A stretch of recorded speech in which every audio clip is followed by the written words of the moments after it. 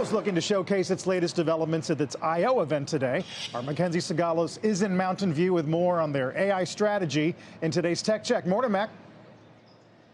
Hey, good morning, Carl. Google is really selling this image as the more stable, vertically integrated AI player, very much the adult in the room as its AI rivals duke it out in courtrooms across the country this week. And that's the pitch today, that it can do what its competitors can't, instantly turn its AI into products used by billions of people and enterprises and make money across the entire stack. Now, here at I/O, we will be getting the product roadmap to back up the Wall Street re-rating that's made it the best performing Mag 7 name year to date.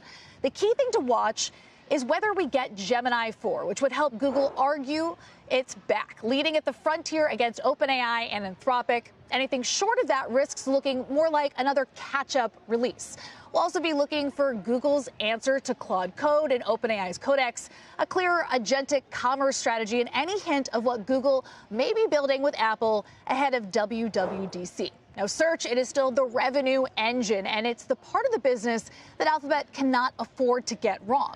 Now, the bull case is that for AI mode upgrades is that it gives Google new ways to monetize longer, more complex searches. The risk is that those answers keep users inside of Google. Mizuho estimates 93% of AI mode searches end without an external click, and just last night, Blackstone, it became the latest major buyer of Google's increasingly important AI chip, the TPU, a direct rival to NVIDIA's GPUs, and the latest example of this full-stack AI story really driving Alphabet higher. Guys? Who's the big, so is the competition on enterprise versus Anthropic, and I guess then it's with the chip makers on the chip. I mean, who are the big rivalries here for Google? Right.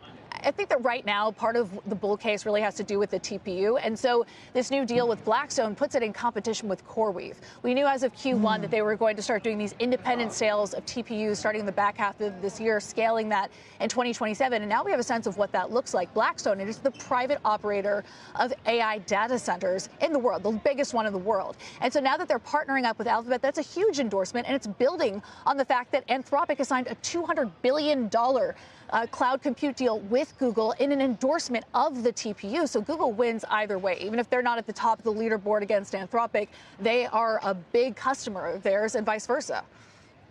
Yeah, a lot of chatter this morning that this new JV where they will rent out TPUs probably bearish for the Neo Cloud. You saw CoreWeave down pre-market and Nebius and some others. And we'll see what it means for supply overall. Probably not a bad thing.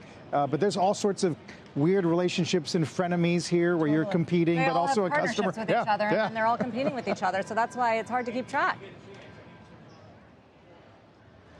No, precisely. And you've seen a lot of the other hyperscalers try to do this, right? Microsoft has Maya, Meta's gotten into the chip business, but they're all several years behind of Alphabet. They were first mover on this front, which is why they've had the most traction against NVIDIA and why the cloud compute side of this has been a big driving factor. I've talked to a lot of investors in Alphabet, talked to a lot of analysts modeling this company, and what they are most bullish on and what it keeps coming back to is the TPU, is this custom silicon program. And that's part of why independent sales are so important, not just selling it in the context of Google Cloud, of GCP, but really looking to create this independent business that potentially is worth a lot more on its own.